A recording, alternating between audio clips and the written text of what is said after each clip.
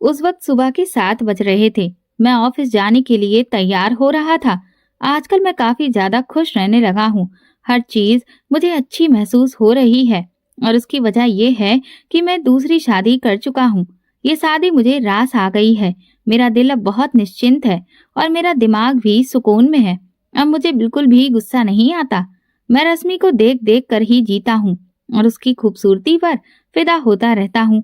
अभी मैं उठकर ऑफिस के लिए तैयार हो रहा था कि तभी मेरे फोन की घंटी बजी।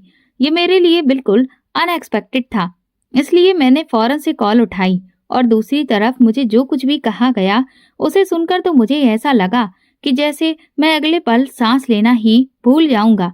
मेरे ऑफिस के कॉलीग का फोन था। वो कहने लगा, मनीष, आज तुम ऑफिस मत आना, ऑफिस में आग लग गई है, पूरा ऑफिस जलकर राख हो गया है। ये सुनते ही मैं जमीन पर सर पकड़कर बैठ गया कि ये क्या हो गया।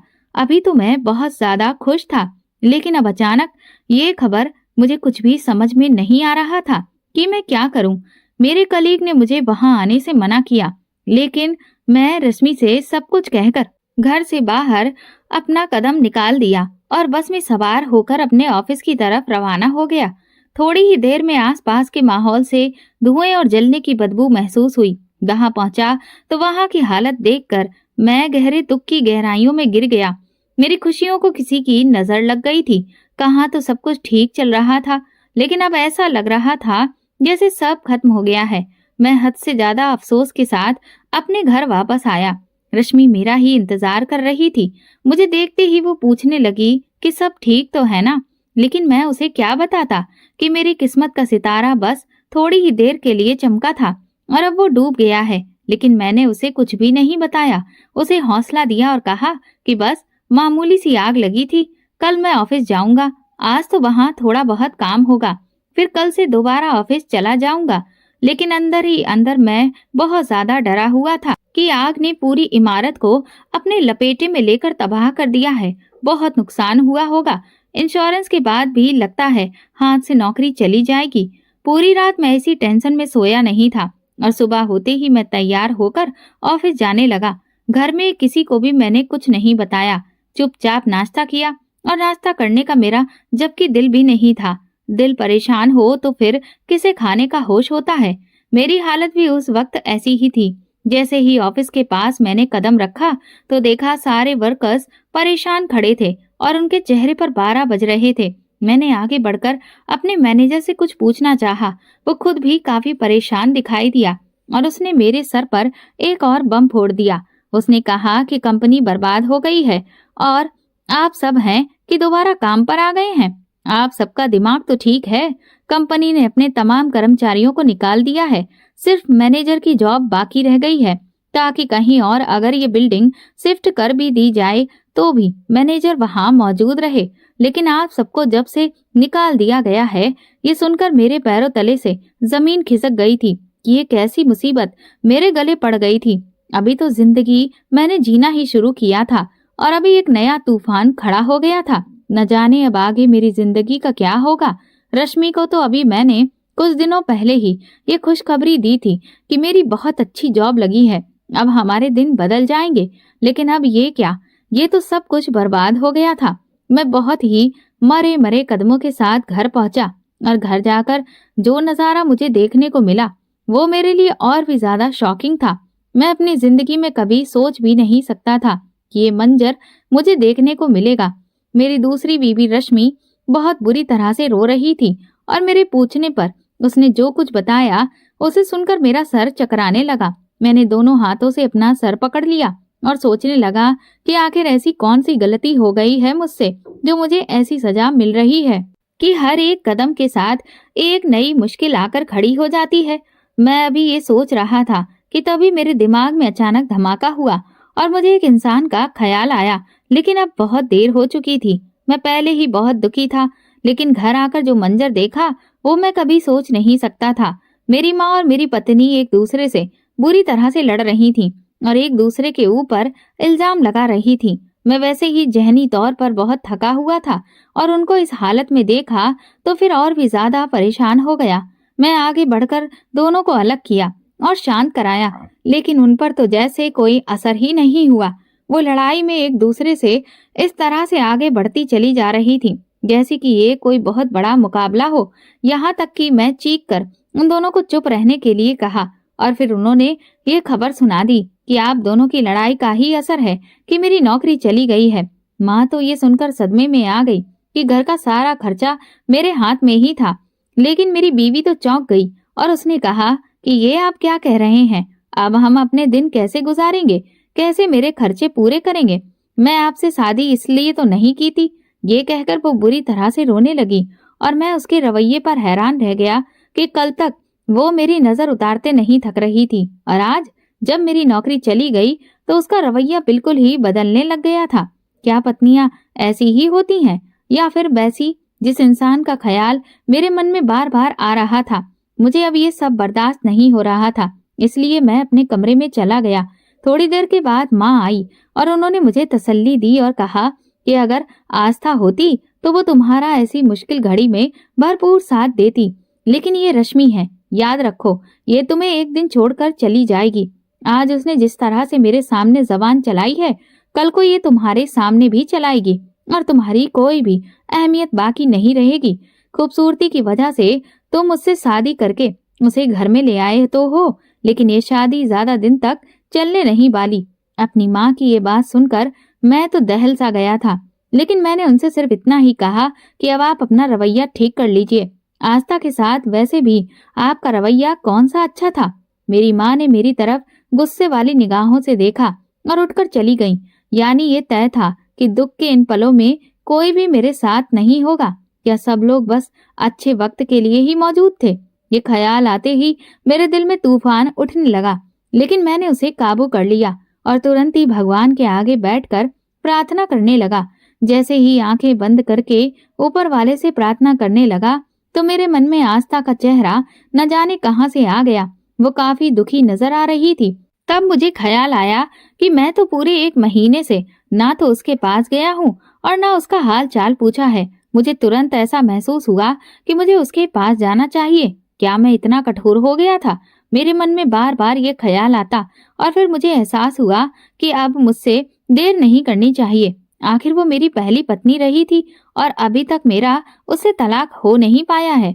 इसी दौरान रश्मि कमरे में आई तो मैंने उसे अपने मन में चल रही इस बात के बारे में बताया तो वो फौरन ही हत्थे से उखड़ गई और कहने लगी कि क्या हो गया है आपको? आप इस मुश्किल हालत में हैं तो उल्टा उसको आपके पास आना चाहिए। आखिर आप अभी भी उसके पति हैं, लेकिन वो अपनी तुनक मिजाजी को लेकर अपने घर में बैठी हुई है। कोई जरूरत नहीं है आपको वहां जाने की। रश्मि की ये बात सुनकर न जाने क्यों मुझे भी ऐसा महसूस हुआ कि वो बिल्कुल ठीक कह रही है और हकीकत यही है। लेकिन सच्चाई क्या थी वो मेरा दिल जानता था, लेकिन फिर भी उस वक्त मेरी आंखों पर पट्टी बंधी हुई थी। रश्मि ने मुझे कहा कि आप फिक्र ना करें, मैं अपने भाई से कहकर आपकी दूसरी नौकरी लगवा दूंगी। ये सुनकर मुझे थोड़ा सा सुकून हुआ कि रश्मि मेरा साथ तो दे रही है, लेकिन ये महज मेरा एक भ्रम था। पूरे 2 हफ्ते हो चुके थे और कोई एक नौकरी भी मुझे दोबारा से नहीं मिल सकी थी। नौकरी मिलना कोई बच्चों का खेल नहीं था, ये एक बहुत ही बड़ी बात थी और मुझे तो ऐसा लग रहा था कि जैसे मेरी किस्मत मुझसे नाराज हो गई है, जो एकदम से चमकी और फिर एकदम से अंधकार में डूब गई। और अब रश्मि मुझसे उखड़ी उखड़ी सी रहने लगी और कहने लगी कि घर में राशन के पैसे तक नहीं है, अब आप हम दोनों को भूखा मारेंगे क्या? उसकी बात सुनकर मैं शर्मिंदगी के मारे जमीन में गड़ा जा रहा था। मैंने उससे कहा कि मैं कोशिश तो कर रहा हूँ, मेरे हाथ में सिर्फ कोशिश करना है, उसका रिजल्ट क्या होगा ये तो ऊपर वाला ही जानता है। मेरी इस बात पर उसने नाक चढ़ाकर कहा कि ना जाने मेरी ही बुद्धि घास चढ़ने गई थी जो मैंने आपसे शादी कर ली। अच्छी खासी जिंदगी मैं अपने घर में गुजार रही थी और आपकी चिकनी चुपड़ी बातों में आ गई। शायद उस वक्त मैं आपकी तारीफों की भूखी हो गई थी और आपके मुंह से अपनी खूबसूरती की तारीफें सुनना मुझे अच्छा लगने लगा था। इसी वजह से आपसे दूसरी शादी करने के लिए मैं राजी हो गई, वरना आप कोई ऐसी खास शख्स तो नहीं है कि आपसे कोई भी लड़की दूसरी शादी भी करे। उसकी इस कदर तीखी बातों पर मेरा दिल जलने लगा और मैं अपनी जगह पत्थर सा हो गया। न जाने वो औरत कैसी शख्सियत की मालिक थी, कभी तोला होती तो कभी माशा, कभी मेरी बहुत शुक्रगुजार होती तो कभी मुझे तीखी बातें सुनाती। मैं यही सोचता था कि क्या अब मेरी जिंदगी में यही सब रह गया था। अब मेरी बर्दाश्त से सब बाहर होता जा रहा था। मुझे में अब इतनी हिम्मत भी नहीं थी कि मैं वापस जाकर आस्था से माफी मांग सकूं। न जाने क्यों मेरा दिमाग सुन्न होने लगा था। घर में रोज रोज की कलह से मैं परेशान होने लगा था। लेकिन फिर ऐसा हुआ कि मैं अपनी जिंदगी में कभी नहीं सोच सकता था। वो रात मेरी जिंदगी की सबसे डरावनी रात थी और आज भी जब मैं उसके बारे में सोचता हूँ तो मेरा दिल और दिमाग हिल जाता है। मैंने नहीं सोचा था कि मेरे साथ ये भी होगा और मैं बिल्कुल लाचार और बेबस हो जाऊंगा। लेकिन जिंदगी कई बार अचानक से ऐसा नया मोड़ लेती है जिसका हमें कभी अंदाजा भी नहीं होता। मैं अपने बिस्तर पर लाचार लेटा हुआ हूँ और अपने अतीत को लेकर सोच रहा हूँ। मैं अपने माता पिता का इकलौता बेटा था। मेरी 2 बहनें थीं जो शादीशुदा थीं। मैंने ग्रेजुएशन तक की पढ़ाई हासिल की और फिर अपने पिता की परचून की दुकान पर बैठने लगा। मेरी माँ मुझे बहुत प्यार करती थी, यहाँ तक कि उन्हें मेरी शादी की फिक्र भी जल्दी ही सताने लगी। हालांकि अभी मेरी उम्र सिर्फ 21 साल थी, लेकिन उन्होंने शादी की इतनी जल्दी मचाई हुई थी कि क्या कहूँ। और फिर इसी जल्दबाजी में उन्होंने खुद ही रिश्ता ढूंढ लिया। मुझसे कहा कि तुझे खूबसूरत लड़कियां पसंद है ना, और देख मैं तेरे लिए बहुत ही खूबसूरत पत्नी को चुना है। उनके मुंह से इस तरह से लड़के की तारीफें सुनकर मुझे भी लगने लगा कि अब मुझे शादी कर लेनी चाहिए, कि अब मेरी जिंदगी में भी कोई साथी हो जिसके साथ मैं अच्छी जिंदगी गुजार सकूं। फिर मेरी शादी तय हो गई। अभी मेरी शादी में सिर्फ 10 दिन ही बाकी थे और एक ऐसी खबर मुझे मिली जिसे सुनकर मुझे ये समझ नहीं आया कि अब मैं क्या करूं। मेरी मंगेतर, जिसका नाम आस्था था, वो बहुत खूबसूरत थी, लेकिन उसके घर में आग लगने की वजह से वो जल गई और उसके आधे चेहरे पर जलने की वजह से निशान पड़ गए थे। जब मुझे ये बात पता चली तो सबने मुझे समझाया कि अब तुम ये मंगनी तोड़ दो। हालांकि दोनों तरफ तैयारी पूरी हो चुकी थी, लेकिन फिर मेरे पिताजी ने मुझ पर सख्ती से दबाव डाला कि किसी की बेटी को इस तरह से बदनाम नहीं करते। और मैं उनकी बातों में आकर समाज के आगे खड़ा हो गया कि मैं उस लड़की को जरूर अपनाऊंगा, चाहे फिर कुछ भी हो जाए। ये उम्र ऐसी होती ही है कि कोई भी ऐसा काम किया जाए जिससे हमारी वाह वाह हो तो हमें बहुत अच्छा लगता है। और मैं समझ गया था कि उससे शादी करने में ही मेरी नाम बड़ी छुपी हुई है और मेरी खूब तारीफें हो गईं। लेकिन फिर मुझे क्या पता था कि जिंदगी एकदम से बदल जाएगी। मेरी उसके साथ शादी हो गई और जब शादी की पहली रात मैंने आस्था का चेहरा देखा तो मुझे खुद से बहुत नफरत महसूस हुई। उसने अपना आधा चेहरा घूंघट में छुपाया हुआ था, लेकिन जब मैंने उसका घूंघट हटाया तो मुझे लगा कि आज की रात मेरी जिंदगी की सबसे ज्यादा काली रात बन गई है। मैंने उस लड़की से शादी करने की हामी कैसे भर ली। वो मुझसे मोहब्बत करती थी और वो थी भी बहुत खूबसूरत, लेकिन उसकी किस्मत में कुछ और ही लिखा था। वो मेरे घर वालों की खूब सेवा करती, हर एक को वक्त पर खाना बनाकर देती। इसके अलावा भी वो सबके कहे बिना ही उनकी सारी जरूरतें पूरी कर देती थी। यहाँ तक कि वो मेरी भी बहुत ज्यादा सेवा कर रही थी। जब भी मैं अपने काम से घर वापस आता तो वो मेरे पैर दबाना शुरू कर देती और कहती कि आप थक गए होंगे। साथ ही मेरे लिए दूध भी गर्म करके लाती, खाना भी गरम गरम ही परोसती थी। वो मेरे साथ एक खुशहाल माहौल में खूब गप्पे लगाकर खाना खाती। लेकिन न जाने क्यों मेरे दिल में एक गांठ सी पड़ गई थी।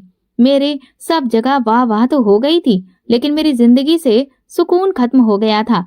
शुरू के दिन तो वो मुझे बहुत अच्छी लगने लगी थी, हालांकि उसके चेहरे पर दाग भी था, लेकिन लोगों की बातों ने मेरा जीना मुश्किल किया हुआ था। सिर्फ एक हफ्ते के अंदर अंदर वो मेरे दिल से उतर गई और मैं अब उससे बिल्कुल भी कायदे से बात नहीं करता था। हमेशा उससे चिड़ा चिड़ा सा रहता था, लेकिन वो सबर की मूरत बनी हुई थी। हर वक्त मेरे साथ मुझे खुश करने में लगी रहती, मेरा खूब ध्यान रखती। यहाँ तक कि जब मैं शाम को काम के बाद घर आता तो वो हर तरह से मेरी सेवा करती। लेकिन फिर भी मुझे उसकी शकल से नफरत हो गई थी। उसकी आधी जली हुई शकल देख देख कर मैं तड़पता रहता। मेरी माँ भी अब उसे देख कर ताने देना शुरू कर देती। सिर्फ मेरे पिताजी ही वो इंसान थे जो उससे कायदे से पेश आते थे और सिर्फ उनके प्रेम भरे व्यवहार की वजह से ही वो किसी को भी पलट कर जवाब नहीं देती थी और हमेशा मेरे घर में सुकून बरकरार रखने की कोशिश करती थी। हालांकि मैं जब भी घर में मौजूद होता या काम से घर पर आता तो देखता कि मेरी माँ हर वक्त उस पर तानों के तीर चला रही होती थी, लेकिन वो न जाने किस मिट्टी से बनी हुई थी, सब कुछ चुपचाप बर्दाश्त करती रहती थी। इधर मेरी उससे कोई भी औलाद भी नहीं हो रही थी। लाख कोशिश करने के बावजूद भी मेरा दिल नहीं होता था कि मैं उसके पास भी जाऊं।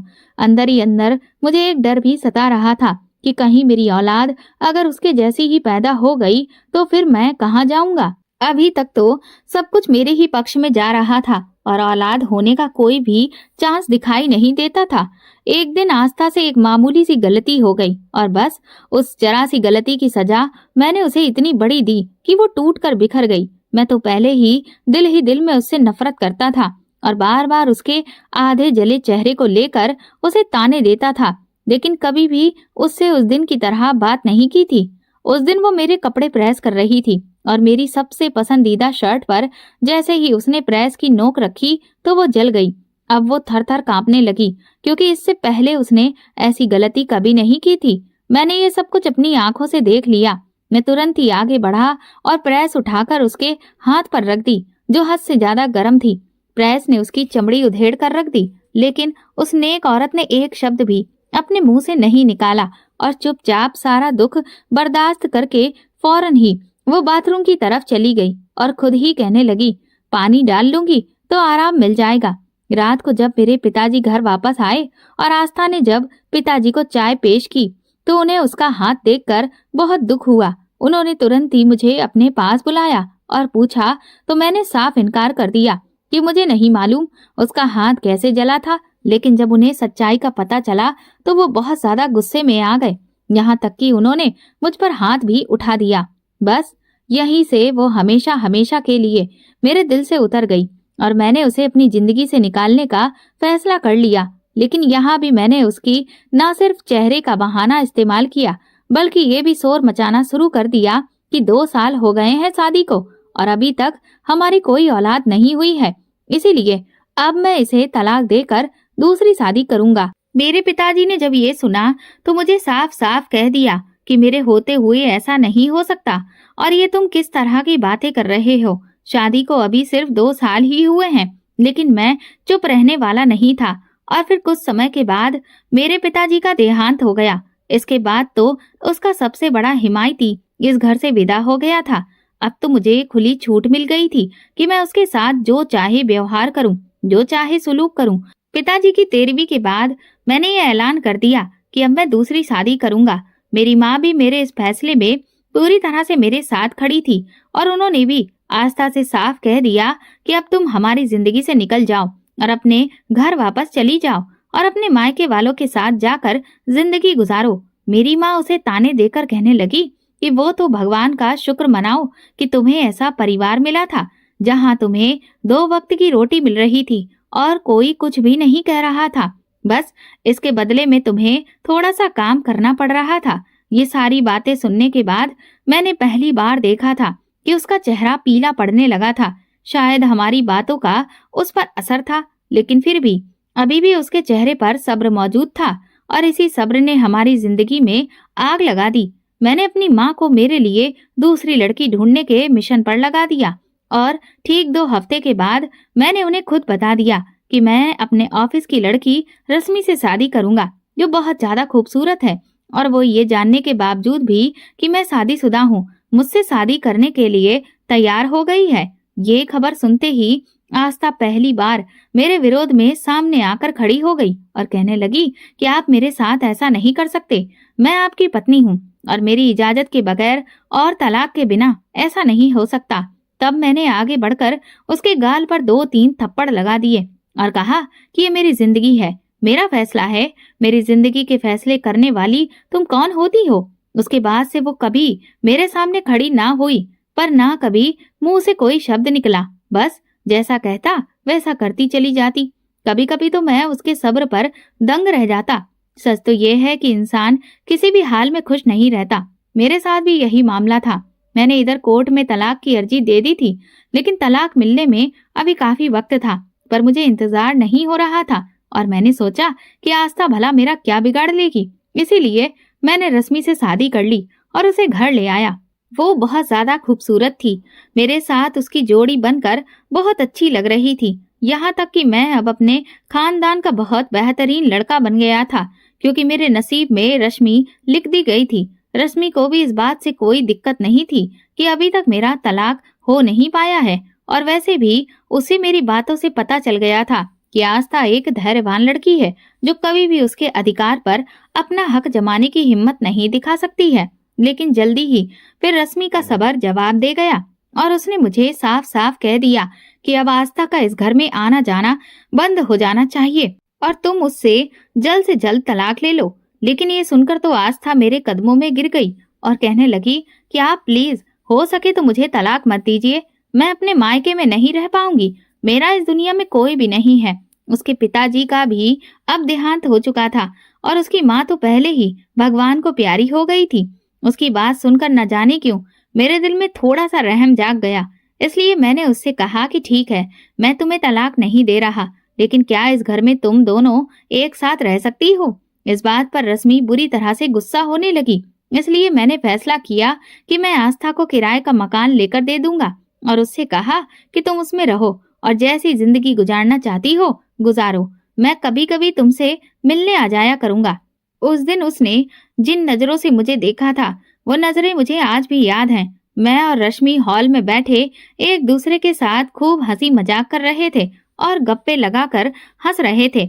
इसी दौरान वो कमरे से निकली, सूटकेस उसके हाथ में मौजूद था और वो मुझसे कहने लगी कि मुझे जहाँ छोड़कर आना चाहते हैं छोड़ आइए, लेकिन ये याद रखिएगा कि पलटकर एक दिन भी आपको मेरे पास आना ही है।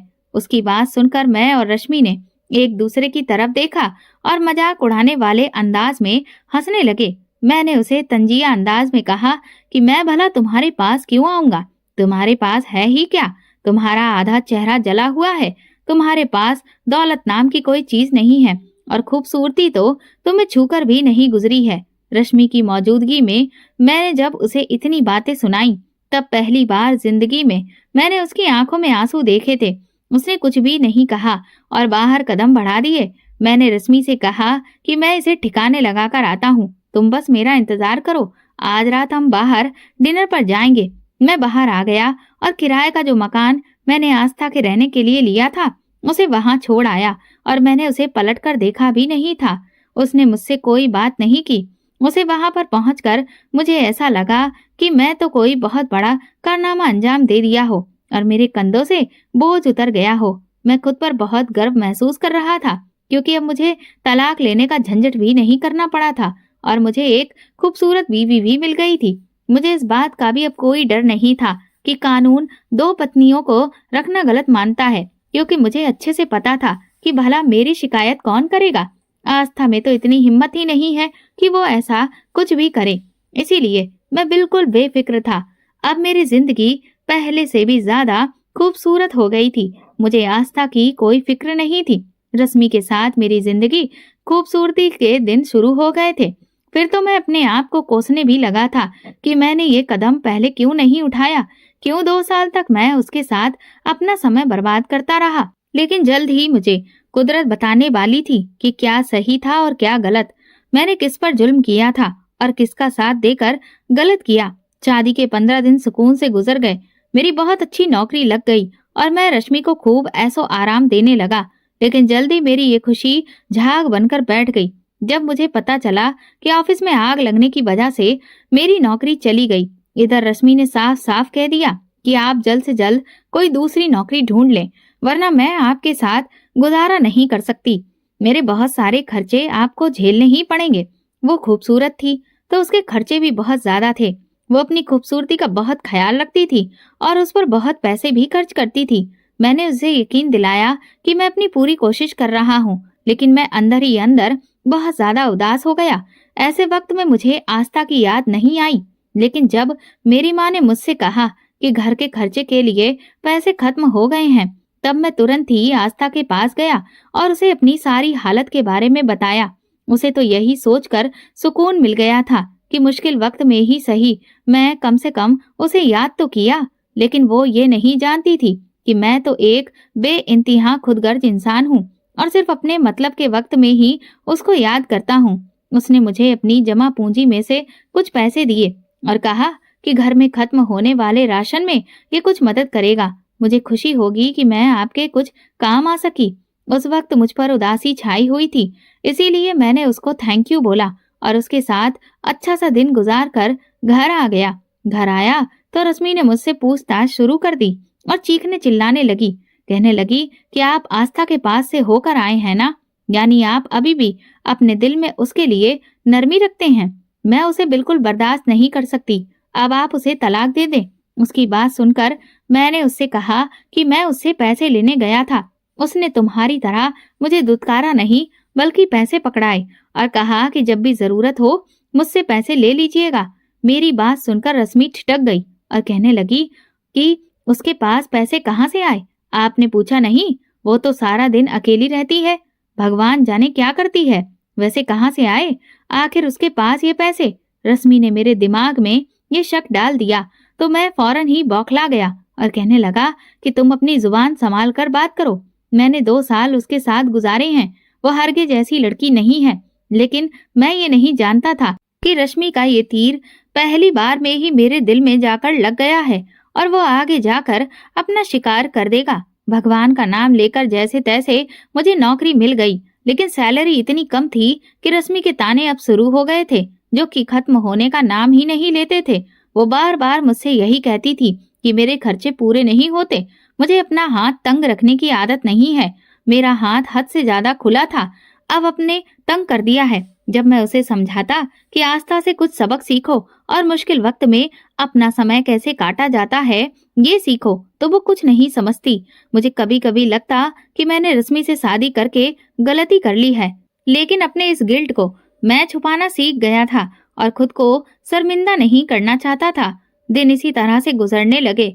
जिंदगी में जो पहले जैसी खुशी थी वो अब खो गई थी और ये मेरे अपने हाथों से कमाई हुई थी। एक दिन तो हद ही हो गई। मैं आस्था से मिलकर आ रहा था तो रश्मि ने घर में शोर मचा दिया और कह दिया कि आप अब आज के आज ही उससे तलाक देने का बोल दो, वरना मैं आपको छोड़कर चली जाऊंगी। उसने मुझे इतना प्रेशराइज किया कि मैं उसे यकीन दिला दिया कि मैं उसे एक न एक दिन जरूर तलाक दूंगा, क्योंकि तुम्हारे जैसी खूबसूरत लड़की सिर्फ मेरे साथ ही अच्छी लगती है। और वाकई में मेरे दिल में यही बात थी। अब मेरी नौकरी में मेरी तरक्की हो गई और दिन पहले जैसे तो नहीं थे, लेकिन कुछ बेहतर हो गए। यहाँ तक कि एक दिन रश्मि बाजार से कुछ सामान खरीदने गई और जब वापस आई तो उसने मुझसे ऐसा कुछ कहा जिसे सुनकर मेरा दिमाग घूम गया और मैं फौरन से उठकर आस्था के पास चला आया। वो मुझे वहां देखकर बहुत खुश हुई कि पूरे 1 महीने बाद मैं उससे मिलने आया था। मुझे देखकर वो कहने लगी कि मैं तो आपका ही इंतजार कर रही थी। आप काफी दिनों के बाद आए हैं। मैं खुद को बहुत अकेला महसूस करती हूँ, लेकिन अब हम अकेले नहीं रहेंगे। वो बहुत ज्यादा खुश नजर आ रही थी, लेकिन मेरे दिमाग पर उसकी खुशी हथौड़े करने लगी थी और मैं आगे बढ़कर उसका मुंह अपने हाथों में दबोच लिया और कहने लगा, जो कुछ तुम मेरी नाक के नीचे कर रही हो मुझे अच्छी तरह से मालूम है। उसने जब देखा कि मैं तो हद से ज्यादा गुस्से में हूँ तो फौरन से अपने आप को छुड़ाकर पीछे हो गई और कहने लगी कि आप मेरी बात तो सुनिए, ये आप क्या कह रहे हैं? मुझ पर शक मत करिए। मैंने उससे कहा कि तुम हॉस्पिटल क्यों गई थी, किस वजह से गई थी, क्या गुल खिला रही हो? रश्मि ने तुम्हें वहां देख लिया था, तुम अल्ट्रासाउंड करवा रही थी, आखिर ये क्या चल रहा है? तब उसने मुझे बताया कि मैं उम्मीद से हूँ और ये बच्चा आपका है। मैं आपको ये खबर देने वाली थी, लेकिन पूरा 1 महीने के बाद आप मेरे पास आए हो और आपने मुझसे कह दिया था कि तुम कभी भी मेरे घर पर मत आना, वरना एक नया बवाल खड़ा हो जाएगा और फिर आप मुझे तलाक दे देंगे। इसीलिए मैं घर पर आपको ना बता सकी और फोन पर आप मेरा उठाते नहीं हैं, तो आप खुद ही बताइए कि मैं आपको किस तरह से ये बात बताती। आज जब आए हैं तो मैं आपको बता रही हूँ, लेकिन मैंने उसकी एक ना सुनी और उस पर थप्पड़ों की बरसात कर दी। उसे अपने गुस्से का निशाना बनाया और उसे धक्का दिया और साफ साफ कह दिया कि ये बच्चा मेरा नहीं है। तुम न जाने क्या कुछ करती रहती हो और अकेली रहती हो, न जाने कैसे कैसे गुल खिलाकर तुम इस बच्चे को दुनिया में लाई हो और फिर उसे मेरा बच्चा बनाकर मेरे खून में मिलावट कर रही हो। मैं तुम्हें साफ साफ बता देता हूँ कि मैं अब तुम्हें तलाक दे दूंगा। मैं इस वक्त वकील से फोन पर बात कर ली और फिर पीछे पलट कर भी नहीं देखा। वहां से जाते हुए उसके शब्द मेरे कानों में पड़े कि जो कुछ आपने मेरे साथ किया है, आप इस दिन पर एक दिन जरूर पछताएंगे, लेकिन तब आपके हाथ में कुछ नहीं आएगा। आपने मेरे साथ कुछ भी अच्छा नहीं किया। आज तक आप इस बात को जरूर याद रखना। लेकिन मैंने उसकी एक ना सुनी। मैं उस वक्त अपने आप को भगवान समझ रहा था और जमीन पर अकड़ के साथ चल रहा था। घर आकर मैं बहुत ही गर्व से रश्मि को बता दिया कि वो एक बदकिरदार औलाद को अपने पेट में पाल रही थी। मैंने उससे तलाक लेने का फैसला कर लिया है। ये बात सुनते ही रश्मि तो खुशी से पागल हो गई और मुझे गले लगा लिया और कहने लगी कि तुम दुनिया के सबसे अच्छे पति हो। अगर इसी तरह मेरी बात मानते रहे तो हमारा रिश्ता बहुत अच्छा चलेगा और मैं मरते दम तक तुम्हारा साथ निभाऊंगी। रश्मि की बात ने मेरे अंदर एक खुशी सी भर दी और मैं उसके पिछले तमाम व्यवहार को भूल गया। आस्था की सारी अच्छाइयों पर मैंने मिट्टी डाल दी और उसे उसकी वफादारी की सजा देकर आ गया। लेकिन मुझे नहीं पता था कि आस्था की बद्दुआ मुझे जमीन पर ला पटकेगी और अब मेरे बुरे दिन शुरू होने वाले थे। मेरा उससे तलाक हो चुका था और इधर मेरी नौकरी को 4 साल पूरे होने वाले थे। इसलिए मुझे मैनेजर बना दिया गया और इस खुशी की खबर को सुनाने के लिए मैं मिठाई खरीद कर अपने घर वालों के साथ बांटना चाहता था। मिठाई की दुकान पर पहुंचकर जैसे ही मिठाई खरीद कर मैं बाहर निकला तो एक तेज रफ्तार गाड़ी ने मुझे कई फुट हवा में ऊपर उछाल कर जमीन पर ला पटका। मैं बुरी तरह से हादसे का शिकार हो गया और मिठाई जमीन पर सब तरफ बिखर गई और मेरे खून में रंग गई। तब मुझे अंदाजा हुआ कि जिंदगी बदलती है तो किस तरह से बदलती है। एक पल नहीं लगता, ऊपर वाले का एक इशारा होता है और सब कुछ बर्बाद हो जाता है। ये खबर रश्मि तक पहुंची तो वो काफी देर तक रोती रही। मुझे अस्पताल पहुंचाया गया, मेरा ऑपरेशन किया गया। उसके लिए बहुत ज्यादा पैसों की जरूरत थी। फिर कर्ज लिया गया और मेरा ऑपरेशन करवा कर मुझे घर लेकर आ गए।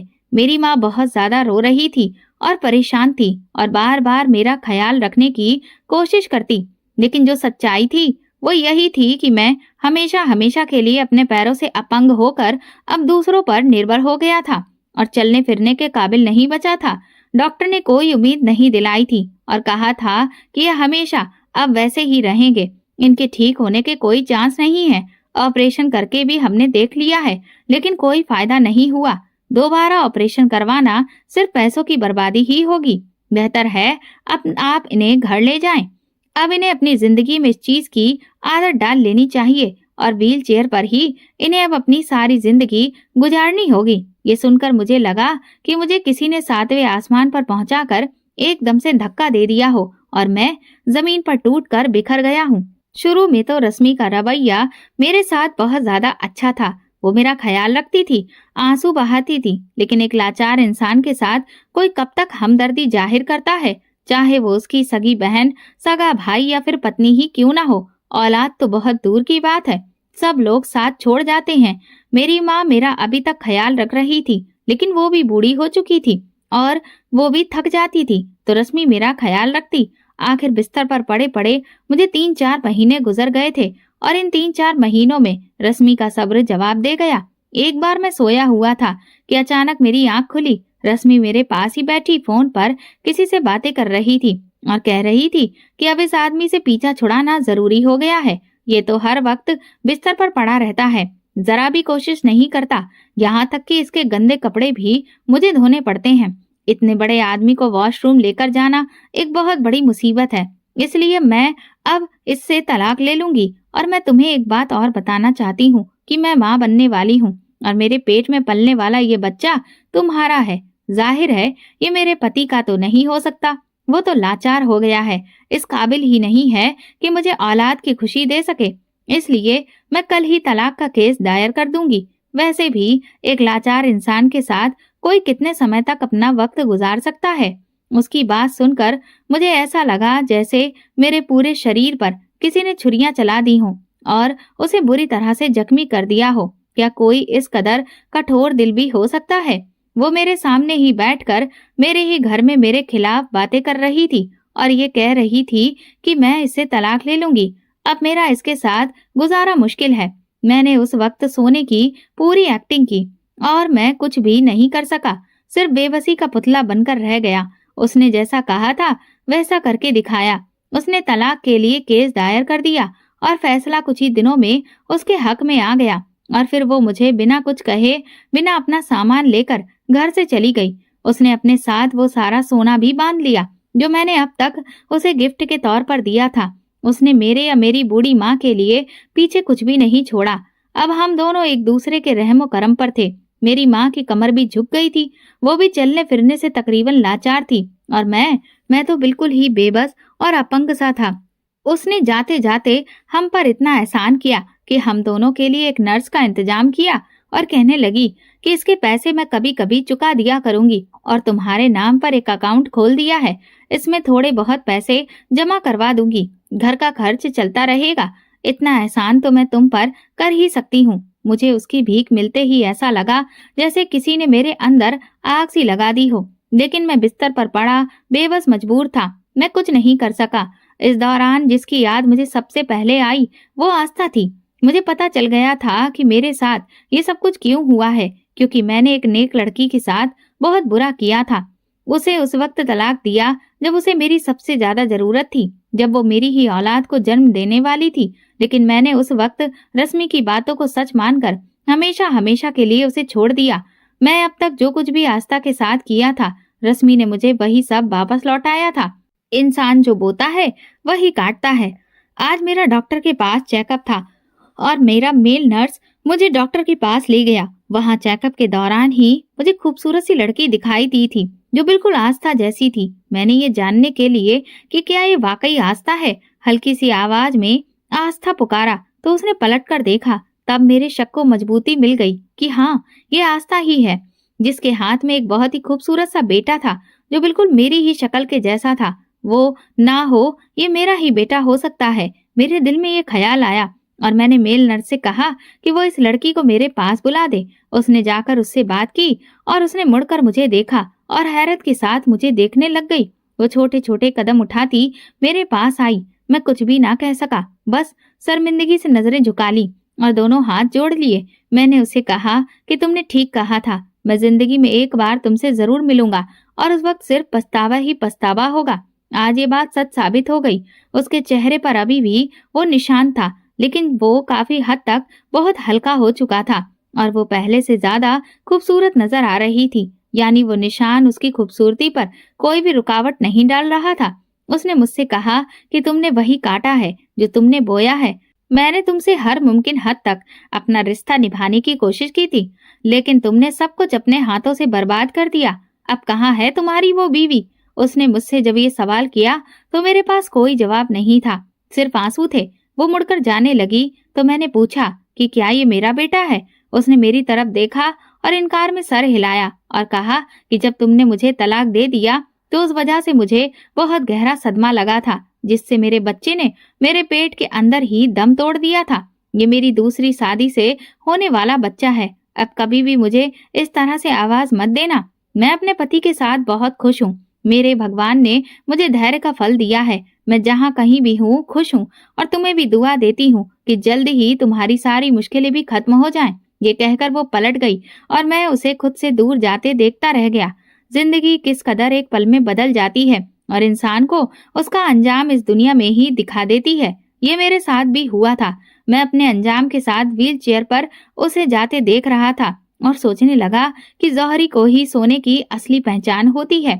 आस्था जैसे हीरे को बेहतरीन जौहरी मिल गया था, जबकि मैं सिर्फ खाली हाथ मलता रह गया था। दोस्तों, अगर आपको हमारी कहानी पसंद आई हो तो कमेंट करके जरूर बताएं, और वीडियो को लाइक करके ज्यादा से ज्यादा शेयर करें। चैनल पर नए हैं तो सब्सक्राइब करें, और हाँ, नोटिफिकेशन बेल को जरूर दबाएं ताकि अगली अपडेट सबसे पहले आपको मिले। धन्यवाद।